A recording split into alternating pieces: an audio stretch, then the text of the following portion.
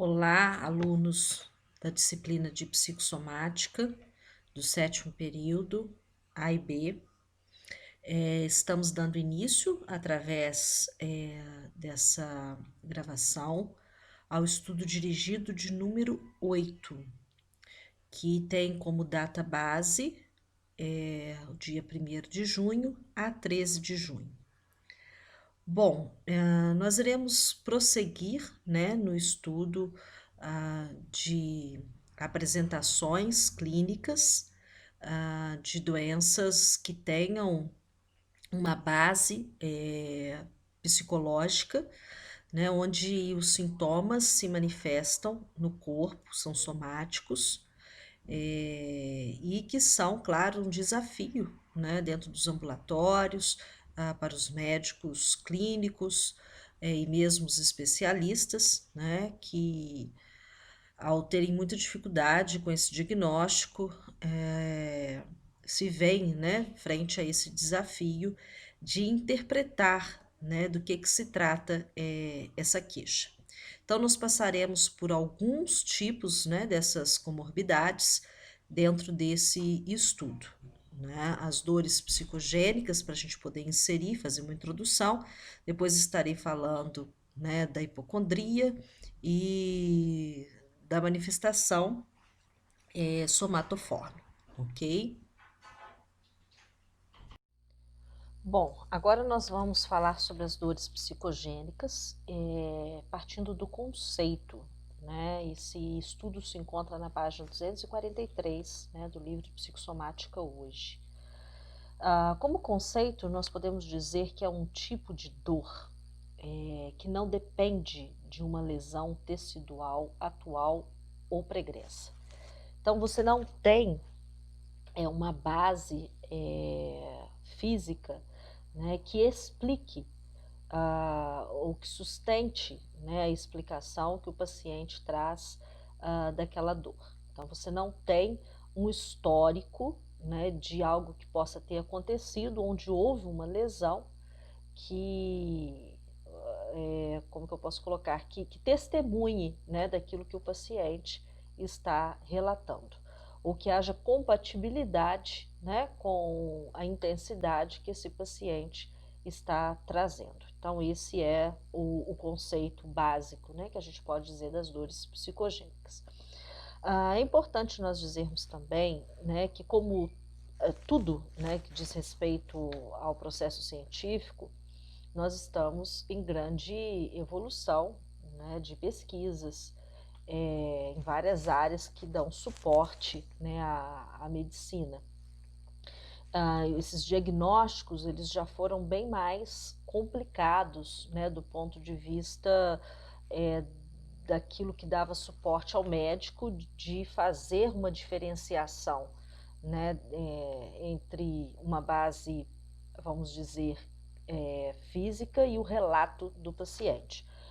Porém, hoje nós temos muito avanços nesse sentido, que vão dando esse suporte para que o médico faça essa diferenciação, né, entre a apresentação lesional, funcional e a emocional, né? Então, esse suporte do avanço dos exames, das pesquisas, né, de todo esse aparato e principalmente, né, o avanço também da intervenção das psicoterapias, né, que vem como um suporte muito bom ao atendimento médico. Em vários sentidos que nós podemos colocar, né, esse avanço, tanto do ponto de vista científico, né, das abordagens, da forma de se intervir e dos resultados obtidos através das psicoterapias, como também da difusão, né, da psicoterapia por parte da sociedade, no sentido de se desconstruir um preconceito, né, que distanciava tanto as pessoas da psicologia, né, como se ir ao médico ou mesmo ao psiquiatra, né, fosse estar se rendendo à loucura.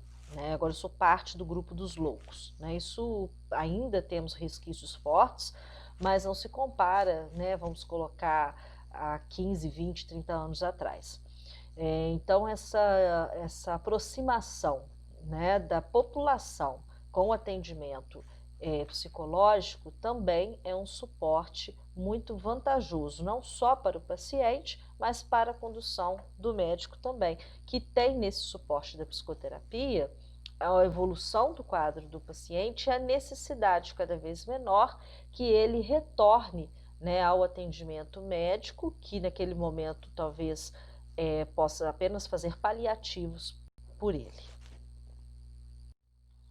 Aqui eu só quero fazer um complemento, né, que é dizendo dessas características, que é em relação à probabilidade, né, de que uma dor seja psicogênica nos atendimentos.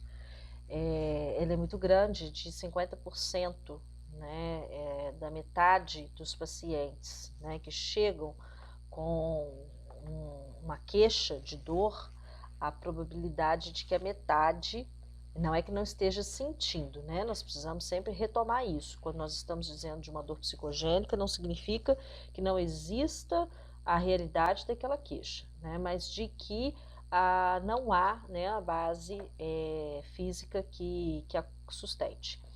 E aí se inclui os transtornos somatoformes, que daqui a pouquinho a gente vai estar explicando a parte, né? Que se incluem aqui como parte, né, desses mecanismos de dor psicogênica. Ainda dentro dessa introdução das dores psicogênicas, né, é importante nós nos voltarmos para dois conceitos, do paciente propenso à dor e o de alexitimia. Primeiro, nós vamos tratar nesse slide do paciente propenso à dor. Pesquisador, Angel, ele separou certas características, né, de determinados sujeitos, que ele, através dos seus estudos, né, chegou à conclusão de que pessoas, pacientes que tenham essas características, eles têm uma maior disponibilidade, vamos colocar assim, disposição, perdão, a apresentarem a dor psicogênica. Né? Que características são essas? Sujeitos que têm proeminência de culpa, né? Pessoas que se sentem, que atribuem muita culpa a si mesmo, história de sofrimentos frequentes, né? Sofrimentos reais, né? Pessoas que são, nas suas histórias, por escolha ou não, né, submetidas a sucessões de sofrimento. Né? Pode ser perdas de várias ordens, né, mas todas numa sequência muito próxima que não permite o sujeito se restabelecer. Seguidos de reveses e de intolerância ao sucesso. Olha que interessante, né? Intolerância ao sucesso. Então, não são só as pessoas, vamos colocar assim, que perdem, mas aquelas que ganham, né? E que não sabem lidar com isso, né? Seja qual tipo de sucesso que for, financeiro, emocional, enfim. No ponto 3, intensos impulsos agressivos não satisfeitos, né? Ou seja, uma retenção dessa agressividade que não é autorizada a ser colocado para fora, seja por via direta mesmo, né, de uma agressão ao outro, ou de vias sublimadas, né, como você tem uma agressividade, não vai sair por aí batendo em alguém que você tem raiva, mas você vai fazer um esporte que te permita colocar essa agressão para fora, né? Não faz nem pela via precária, vamos dizer assim, que seria você agredir alguém, e nem dessa via mais elaborada, né? Que seria uma ótima saída, uma alternativa para esse sujeito poder colocar a sua agressão. Nem uma coisa nem outra, esses impulsos ficam retidos e são convertidos para o próprio corpo. E no ponto 4, aparecimento de dor diante de uma perda, né, real ou ameaçada.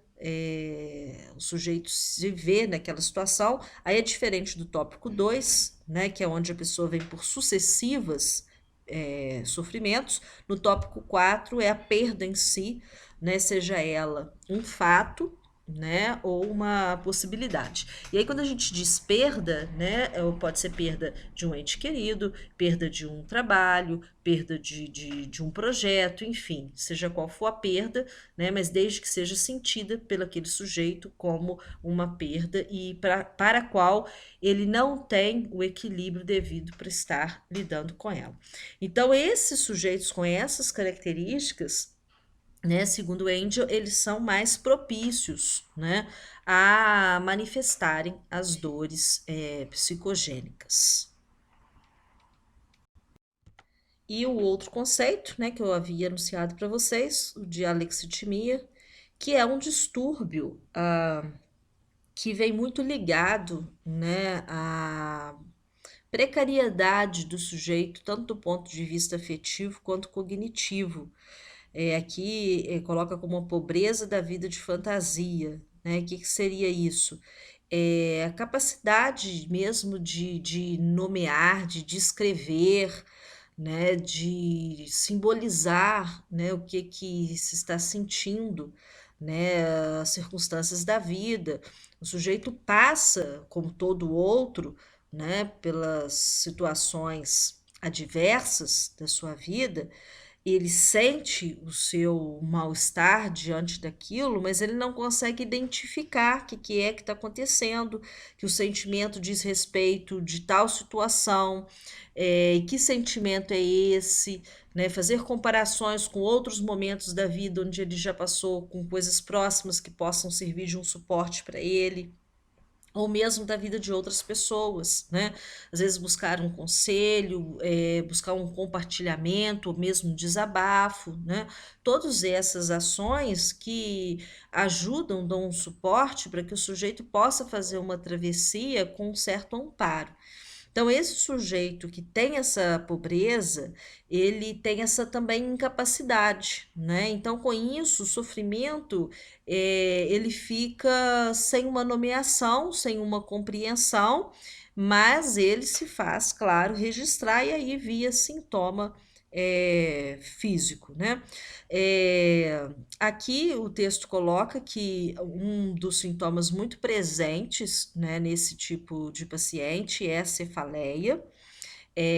Como eu coloquei, ela vem sem qualquer a associação de que ela está ali por algum motivo, ele apenas sente, né? E ele justifica assim, estou com uma forte dor de cabeça, e é isso, né? Não tem nenhuma reflexão do porquê que essa dor está ali. E aí, aqui à direita do slide, né, nós temos uma colocação que não há um consenso entre os autores quanto à forma de classificar as dores psicogênicas. Isso vai depender muito de autor para autor, né? Não há um consenso, mas há um mínimo em comum. Nessa disciplina, né, eu separei aqui para vocês a depressão, transtorno somatoforme, a psicose, a neurose de compensação, a simulação, as dores psicológicas, comportamento da dor, né? São essas que nós vamos ficar. Acho que eu coloco mais umas duas também que eu não nomeei aqui, mas vai estar aqui no decorrer do slide para vocês. O importante nesse momento é vocês entenderem que esse sujeito é um sujeito dessa pobreza, né? E aí, né, também vale a gente colocar aqui como é que faz quando esse sujeito vem para psicoterapia, né? Às vezes ele não vem, né? Porque ele tem tanta dificuldade que às vezes ele não consegue nem compreender, né, o que é estar ali, né, naquele lugar de fala, né? Na minha experiência clínica, recebi poucos pacientes assim. E eles têm realmente uma dificuldade muito grande de sustentar o atendimento, né? Eles têm essa dificuldade de correlacionar. A gente faz mais como é que eu posso colocar? Uma certa comadragem, né? A gente vai levando a conversa, tentando ajudar esse paciente a estabelecer alguma conexão, né? Mas ele, como tem uma dificuldade, tanto do ponto de vista afetivo quanto cognitivo, às vezes realmente ele não consegue, né? E aí acaba que o atendimento psicológico ele acaba ficando um pouco sem sentido para esse paciente. E aí talvez você possa perguntar, então não há a psicologia não pode fazer por esse paciente? Pode sim, mas talvez ela possa fazer em outros contextos, né, que não o atendimento clínico individualizado.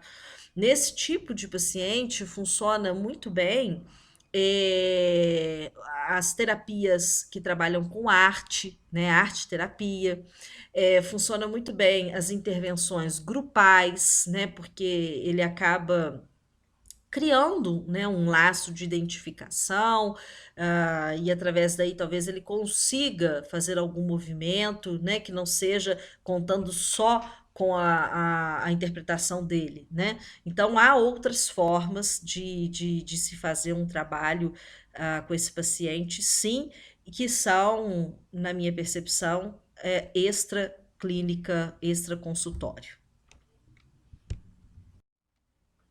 Nessa parte onde veremos os transtornos somatoformes, eu separei a fala de uma psiquiatra, perdão, para que vocês possam ouvi-la, né? E depois eu vou trazer algumas observações. Então, vocês, por favor, né, acompanhem aquilo que ela, né, do ponto de vista médico, né, irá colocar para nós como Oi, contribuição. pessoal, sou a doutora Maria Fernanda, sou médica psiquiatra.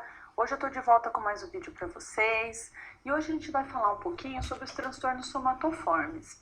Eles se referem àqueles tipos de transtornos que apresentam um sofrimento psicológico, mas na forma de sintomas físicos. O que eu quero dizer com isso? 30% dos pacientes que são atendidos na atenção primária, eles vão ter algum transtorno psiquiátrico. E metade desses pacientes, eles, ao invés de chegarem com sintomas psicológicos, como eu estou triste, eu estou mais irritado, eu estou mais desanimado, eles chegam com sintomas físicos. Eu estou com aceleração no coração, eu estou com muita dor de cabeça, eu estou com queimação. Isso se dá porque as pessoas elas têm uma dificuldade muito grande em aceitar que elas têm um transtorno psiquiátrico. É muito difícil isso. Então, para as pessoas, às vezes é mais fácil aceitar um diagnóstico de uma gastrite, de uma dermatite, do que um diagnóstico de depressão ou um diagnóstico de um transtorno ansioso. E aí, a característica comum dos transtornos somatoformes é que a gente tem a presença de sintomas físicos que vão sugerir um quadro clínico, mas que depois que a gente começa a investigar, a gente não consegue fechar o diagnóstico, a gente não consegue explicar, não encontra nenhuma condição médica que explique aqueles sintomas. Por exemplo, eu tô com muita queimação no meu estômago, toda vez que eu como eu fico, ou às vezes eu começo a soluçar, ou me sentir incomodada, estufada, toda vez que eu termino de comer, mas eu passo no clínico, o clínico examina, não vê nada. Ele me pede uma endoscopia, a endoscopia tá normal. Ele me pede uma colonoscopia, a colonoscopia está normal. Eu passo no gastro, o gastro também não vê nenhuma doença que justifique eu estar sentindo aquilo. Aí, nesses casos, a gente já começa a pensar no transtorno somatoforme. Para a gente falar que é um transtorno somatoforme, tem que ter muito sofrimento na vida da pessoa por conta desses sintomas. Não é uma dorzinha que eu tive uma vez na semana ou uma vez no mês. É uma dor que está sempre ali me incomodando, que ela está me acompanhando, que ela me atrapalha no trabalho, ela me atrapalha quando eu saio com os amigos, ela me atrapalha quando eu quero descansar em casa. E ela também vai atrapalhar o meu funcionamento social. Então, é como se os transtornos somatoformes fosse, na verdade, um recado do nosso corpo querendo mostrar que ele não está legal. E isso se manifesta através dos sintomas. Então, muitas vezes a gente tem alguma coisa por trás. Eu não estou legal no meu trabalho, ou eu já não estou num relacionamento muito bacana e venho pensando em me separar, ou eu briguei com alguém que é muito importante para mim, ou eu estou com algum problema com o meu chefe. Esse problema eu não consigo resolver ele vem me acompanhando e isso começa a se manifestar em mim através de sintomas físicos. Eu começo sempre a ter enxaqueca, e eu tomo remédio e não passa, eu faço um tratamento que o neuro prescreve e não resolve, eu faço outro tratamento e também não resolve.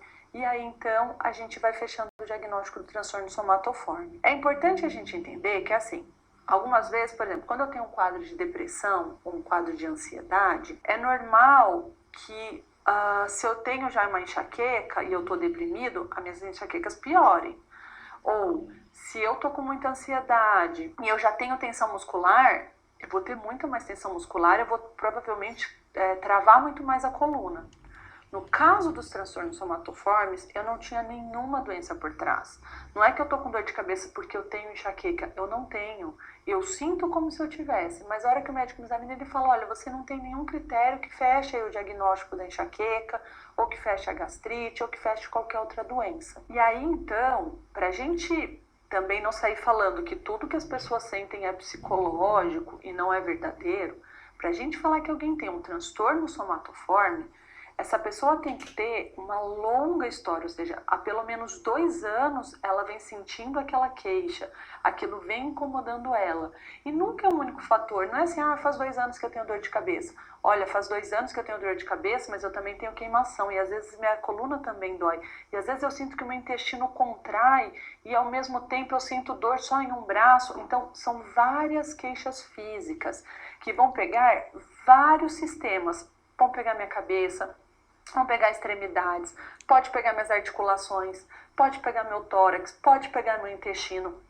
Então, vários sistemas do meu corpo são atingidos pelo transtorno somatoforme. E isso vai mudando ao longo do tempo. Eu começo com a dor de cólica no intestino, mas depois ela evolui para uma dor em que o intestino prende. E aí depois ela evolui para muitos gases. E depois eu fico empachado. Então ele vai mudando ao longo do tempo, apesar de ser uma dor crônica que já está comigo há pelo menos 2 anos. Geralmente tem a passagem por inúmeros médicos, com vários tratamentos, uso de diversas medicações e todas geralmente ineficazes. Não é que eu tomo a medicação e resolve, não resolve, eu continuo com aquela dor. Os sintomas, eles são os mais variados possíveis. Eles podem envolver desde um inchaço no abdômen, a enjoo, prender o intestino, soltar o intestino, ter dificuldade de falar, dificuldade na coordenação, no equilíbrio, sentir formigamento, ficar com dificuldade para falar, ficar rouco, enxergar duplo,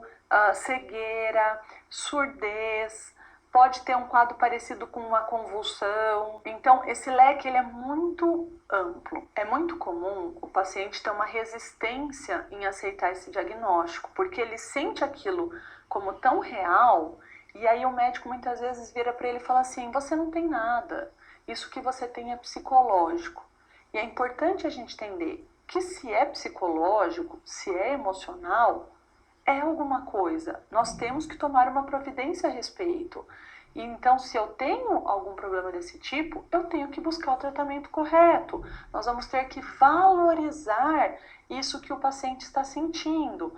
Nesses momentos, a gente tem que investigar muito bem o que está acontecendo por trás da vida do paciente. Você está com algum problema? Está com algum problema no trabalho? É em casa? Está passando por uma situação estressante? Por quê? Porque cada um tende a reagir de uma forma. Então, cada um tem uma personalidade, cada um tem um temperamento, cada um aceita as situações de uma forma. Então, quando isso acontece, é importante que a pessoa não se culpe, porque muitas vezes as pessoas pensam, não, mas se é psicológico, eu podia ter evitado, eu podia ter feito diferente. Ninguém escolhe adoecer, ninguém escolhe ficar doente. Essas coisas simplesmente acontecem. E o importante é que quando elas acontecem, a gente tem que procurar o tratamento adequado. Então, nesse caso, se você é diagnosticado com transtorno somatoforme, procure um psiquiatra, porque nós temos tratamentos para isso. E aí, o paciente nunca melhora com os remédios que ele tomou, de todos os médicos que ele passou, porque não é esse tipo de remédio que vai ajudar. No caso, o tratamento dos transtornos somatoformes, ele é feito com antidepressivos e com terapia. Aí sim o paciente vai conseguir ter o controle dos sintomas e melhorar a qualidade de vida dele. Bom, pessoal, eu espero que eu tenha ajudado vocês. Bom, fica bem claro, né, que o tratamento ele necessita, né, tanto de uma intervenção médica, né, quanto terapêutica, né? Médica porque às vezes os sintomas eles já estão tão aguçados, né, e a terapia ela tende a demandar de um tempo, né, maior para que ela tenha efeitos, né, sentidos pelo paciente de melhora. Então a intervenção medicamentosa ela vai trazer um alívio mais imediato para esse paciente, tendo até um efeito positivo na condução terapêutica, né, para que ele consiga suporte melhor, né, aquilo que vai ser trabalhado, tenha uma resposta mais adequada, né. Claro que isso precisa ser avaliado, né, pelos profissionais que estão envolvidos, tanto psicológico quanto psiquiatra. Se eles têm um diálogo, né, esses dois profissionais, isso tem um ganho muito grande para o paciente, falo isso de experiência, né? Sempre que trabalho em parceria com o psiquiatra, a evolução ela tende a acontecer de uma maneira mais produtiva, né?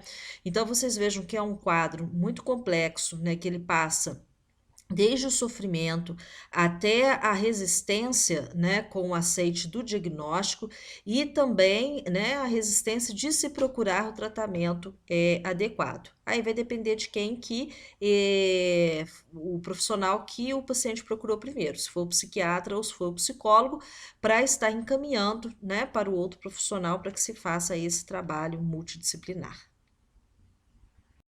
Ainda, né, falando sobre os transtornos somatoformes, gostaria de chamar a atenção para vocês do termo somatização, né? Que está ligado a esses transtornos, né? Quando a gente está falando transtornos somatoformes, gente, está incluída aqui uma série de doenças, de comorbidades, por isso a palavra transtornos, né? E no plural. Vocês vão ver que às vezes vocês podem pensar, mas isso aí não está parecendo com aquela outra doença que a Jaqueline está explicando? É porque ela também está aqui dentro, né? Ela é das doenças que compõem o transtorno somatoforme. E aí, quanto ao termo somatização, diz assim: podemos dizer que o sofrimento e conflitos são convertidos em queixas somáticas numa tentativa inconsciente de reduzir a tensão intrapsíquica. A médica ainda citou isso no áudio dela, né? A pessoa às vezes se sente culpada. Ah, então é psicológico, como se, quando se diz que é psicológico, como se o sujeito tivesse alguma condição de decidir-se por isso, né? Como se quase assim ele é psicológico. Então o sujeito ele quer estar sentindo aqueles sintomas. Quando se diz que é psicológico, acho que isso já está muito claro para vocês a essa altura, né, da disciplina, não quer dizer que seja um movimento consciente, né? É um movimento inconsciente, daquilo que escapa, né, a condição do sujeito de se decidir por aquilo ali, né? E no segundo tópico aqui, somatização refere-se à apresentação de queixas somáticas decorrentes de causas psicológicas, mas atribuídas pelo paciente a uma causa orgânica, também foi explicado. O fato é que este termo, que implicaria num salto do psíquico para o somático, é usado frouxamente, né? Caiu, né, na linguagem popular, está somatizando, e às vezes as pessoas, nesse ganho desse vocabulário, trazem o uso de somatização para quando a pessoa está fingindo, né? Esse é o problema, né? A dor fingida nós já vimos, né? Ela, ela de fato é a única, né? Onde o sujeito ele está mentindo sobre o que está sentindo. Não cabe aqui quando nós explicamos somatização, que é uma manifestação orgânica de aspectos psicológicos.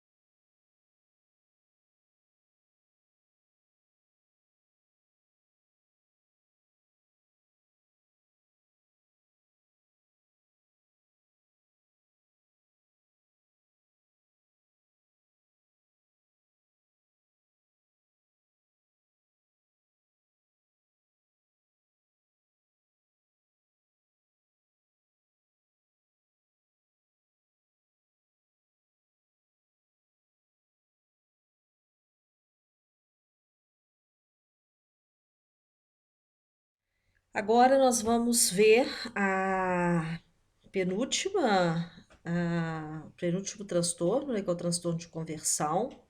Depois nós falaremos da hipocondria. E aqui eu trouxe para vocês uma explicação do Christian Dunker, e eu trouxe porque eu achei muito interessante, porque ele tanto vai explicar o que é o transtorno de conversão, quanto ele vai fazer uma diferença entre o transtorno de conversão e o fenômeno psicossomático que nós vimos lá no início do período, né, quando nossas aulas ainda eram presenciais. Né? Lembrando só antes dele iniciar que quando a gente está falando do fenômeno psicossomático, nós não estamos falando de doença psicossomática, né? Só relembrar essa diferença. O sintoma psicossomático ele é um quadro clínico específico, uma manifestação específica, né? Que é essa que ele vai esclarecer, retomando ali para vocês. E quando nós estamos falando da doença psicossomática, nós estamos falando dessa interação que existe entre o corpo e entre o psíquico, né? E que é atravessada pelos fatores tanto emocionais quanto ambientais, sociais, né? Esse aspecto mais amplo do qual se ocupa a psicossomática, né? Então vamos trazer aqui para que a gente possa ter esse ganho, né, com a fala desse grande psicanalista que eu particularmente gosto e aprendo muito, né? Acho que já disse isso para vocês, eu tive o prazer de assistir palestra dele o ano passado, quando eu fui ao 10º Fórum de Psicanálise em Divinópolis, fui especificamente para apresentar um trabalho porque ele estava lá, né? Eu queria muito e foi um ganho muito interessante. Vamos lá. Que tem acompanhado o nosso canal e pergunta sobre as diferenças entre conversão e doença psicossomática. É uma boa pergunta, uma pergunta bastante clínica. De fato, essa é uma diferença notável. Né? A conversão, tal qual o Freud descreveu nas suas pacientes histéricas, estudos sobre histeria, e também com os estudos que ele fez com Charcot, em Paris, elas sofriam ou de conversões motoras, por exemplo, astasia abasia, em Elisabeth von Ehring, né? A incapacidade de levantar-se e sentar-se. Né? Ou então tiques, né? Como a gente vê em Amy von Ehring. Ela precisava fazer um chiado com a boca antes de falar. Ou seja, são conversões de tipo motor. Existe um segundo grupo de conversões, são as conversões sensoriais. Então, anestesias, né? Hiperestesias, então uma supersensibilidade, né? A paralisia, que pode ou não estar acompanhada por uma perda de sensibilidade, é um outro exemplo de conversão. Né? A conversão se define, então, por uma espécie de memória simbólica que esqueceu a sua função de lembrança. Né? Ela é um símbolo mnêmico. Então, aquela parte do corpo que adquiriu força para simbolizar um encontro com o outro, por exemplo, no caso Dora, a tosse que ela sentia, ligada à opressão, ao toque que ela sofreu numa situação de abuso, numa situação de intrusão por parte de um homem. Ou seja, que tornou aquela parte do seu corpo hiperestésica, né? Aquela parte do corpo se torna histerógena. É uma parte que fala, é um fragmento de história, é um fragmento suprimido de história. E, portanto, Freud consegue reverter os sintomas de conversão a partir de uma rememoração das cenas que estariam ligadas com a produção desse recalcamento. Com um trabalho de lembrança, um trabalho de recaptura dos afetos, de abreação dos afetos, aquela conversão ela pode ser, então, dissolvida. A somatização, ou os fenômenos psicossomáticos, eles têm uma outra apresentação clínica. Né? Em vez de, quando o Estado a falar sobre uma psoríase, sobre uma retocolite ulcerativa, sobre uma úlcera, uma alopécia, o sujeito se relaciona com aquele fato no seu corpo de uma maneira muito distinta de uma conversão. Ele, curiosamente, não vai atribuir nenhum sentido àquilo. Ele não vai, ou então vai atribuir um sentido muito definido, uma narrativa muito repetitiva, em que ele associa que aquilo aconteceu num momento traumático, em que se deu tal perda, em que se deu tal problema, em que algo diferente na sua vida, geralmente angustiante, se passou. O tratamento dos fenômenos psicossomáticos, ele segue um percurso completamente diferente do tratamento da conversão. Tipicamente, a restauração dos modos de relação com o outro, a possibilidade de avançar na relação com o inconsciente, a possibilidade de recuperar certos modos de sonhar, de contar a sua própria história, produzem uma espécie de cura indireta dos fenômenos psicossomáticos. Eles cedem, eles melhoram, mas não da mesma forma, né, como as conversões histéricas, que melhoram quando aquela palavra que está ali presa e amordaçada, ela é reconhecida e ela vem à luz. Não é isso que se passa no fenômeno psicossomático. Ele não é um pedaço de história que está ali comprimido. O Lacan diz, ele é como se fosse um número, ele é como se fosse uma cifra, é como se fosse uma tatuagem feita por alguém, sem que a gente se desse conta ou da intenção ou da historicidade que está ali envolvida. Bom, fica bem claro, né, nessa exposição do Dunker a diferença, né, entre um e o outro. E aqui nós vamos nos ater ao transtorno de conversão, que é esse registro, né, físico, simbólico, de algo a ser decifrado, né, e de que quando é rememorado pelo trabalho terapêutico, o sujeito não mais precisa, né, desse registro, ele se liberta dele, né, e aí esse pedaço do corpo que estava ali adoecido, né, ele fica saudável novamente, né? E por quê, né? O principal da gente entender isso, por uma questão de recalque, né? Porque é difícil para o sujeito dar conta de alguma situação da sua vida. Ele esquece, né, do fato em si, original, que é a causa do seu problema, que é a sua origem do seu problema, do seu sofrimento, e deixa apenas uma lembrança, né, que é esse mal-estar físico, né? E aí aquilo é a grande matéria-prima que chega para o psicólogo, né? De ir ouvindo a história desse sujeito, de ir junto com ele, compondo, né, esse decifrar, né? Que história é que essa doença está contando, que história é que esse pedaço do corpo está contando. Né? E aí eu trago para vocês uma experiência que eu tive clínica de uma paciente que chegou sem voz, né? Ela chegou sussurrando, né? E ela já tinha ido em fono, ela já tinha ido em médico e não havia um diagnóstico para ela, e eles encaminharam, foi até a fono. E aí foi muito interessante que durante o tratamento, né, e ela trazendo a história dela, mesmo toda aquela dificuldade, né, eu tinha que fazer uma leitura labial praticamente do que ela trazia. Essa paciente ainda está em terapia, já faz uns 4 anos, um trabalho muito bom, de muita evolução.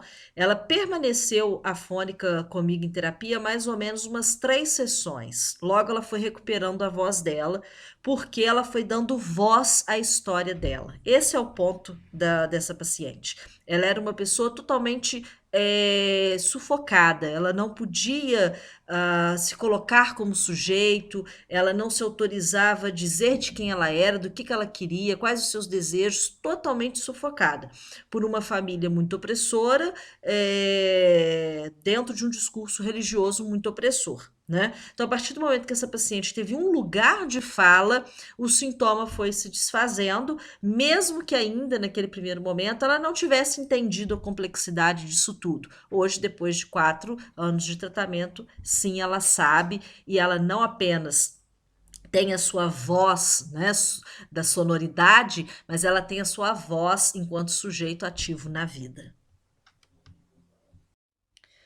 Então, agora por último, né, o que eu separei para esse estudo dirigido, de número 8, né, a hipocondria. Muito presente nos atendimentos psicológicos, eu tenho sempre algum paciente hipocondríaco, e assim, não vou ler aqui com vocês o que está no slide, vocês leiam, eu vou compartilhar aqui um pouco da minha experiência clínica. É um paciente que traz, não necessariamente o uso de medicação, não necessariamente algum tratamento ou tratamentos, né, porque pensa que está doente. Eu acho que o que define a hipocondria é o medo, é o pavor, é o pânico que o paciente tem de estar doente. né? E aí, diante desse pavor, né, desse pânico que ele pressupõe que coisas corriqueiras, né, manifestações corriqueiras do organismo, que não são doenças, possam ser sintomas de doenças terríveis, vamos colocar assim, né? Então, se ele tosse, ele pensa que pode ser uma tuberculose, né? E aí ele começa a se ocupar de pensar como que ele pode ter pegado, aonde que ele teve, aquilo toma conta do seu pensamento, toma conta do seu dia a dia. E aí ele pode chegar ao ponto de pensar que ele pode estar doente e aí transmitindo a doença. E aí eles se limitar, né, de ter relações sociais com outras pessoas, se isolar, coisas desse tipo, né? Aquele pensamento não é apenas um pensamento, né? Ele chega ao dia a dia, às ações do sujeito e interfere na vida dele. E tem um ciclo muito rápido, né? Porque a pessoa, lógico, vai buscar um diagnóstico e aí ele obtém, né, um diagnóstico negativo, que não há nada do que ele pensou, ele aceita, ele se acalma, né? Esse diagnóstico é favorável, né, de que ele não tem a doença que ele pensou ter, é recebido de forma muito positiva, né? O paciente se alegra, ele entende, ele volta aliviado. Até que, dentro de um pouco tempo, pouco mesmo, né? Pode ser de uma semana para outra, isso, claro, vai depender de sujeito para sujeito. Aquele alívio é muito momentâneo, ele cede o mecanismo todo de novo, mas em relação a um outro sintoma. Foi tosse, agora ele escutou um estalo no ouvido. Aí ele lembra que alguém que morreu de um AVC na hora que sentiu o rompimento de uma veia cerebral, disse para alguém que estava do lado que sentiu um zumbido. Ele retoma aquilo, ele já pensa que ele está tendo um quadro de AVC. E aí ele é tomado pelo pânico e toda a história de novo, né? Então, o ponto principal é de um sujeito que tem muito medo de estar doente e de que exacerba os sintomas que são, não vou nem dizer sintomas, são reações orgânicas normais, né? Um intestino preso, uma dor abdominal em função disso, né? Às vezes por gases, uma comida que você comeu e que não caiu tão bem, tudo vai ser motivo, né? Eu tenho um paciente que certa vez ele me trouxe a preocupação dele de estar com um tumor, porque ele percebeu que uma axila estava maior que a outra, né? E quando ele foi investigar, se tratava de uma questão anatômica, né? Os lados do nosso corpo não são iguais, né? Eles têm uma pequena diferença de tamanho, de proporções. E aí, logo que ele recebeu esse parecer do médico, ele ficou feliz, se acalmou, até que veio, né, uma outra questão. É um paciente que, quando ele faz a psicoterapia, ele começa a se dar conta desse movimento, né? E ele recebe o suporte para lidar com essa, como é que eu posso colocar, a preocupação dele com a doença, e ele começa a montar a história, né, do porquê que isso está ali, ele começa a ter uma evolução muito interessante, né? Até esse paciente que eu citei da axila, ele ainda é meu paciente, ele está hoje numa outra condição, né? Ele já passou por várias outras situações assim, normais da vida, ele não procura o médico, ele já não tem mais esse pavor, é um outro quadro, está cuidando das questões da vida dele, né? Então tem uma boa resposta à psicoterapia.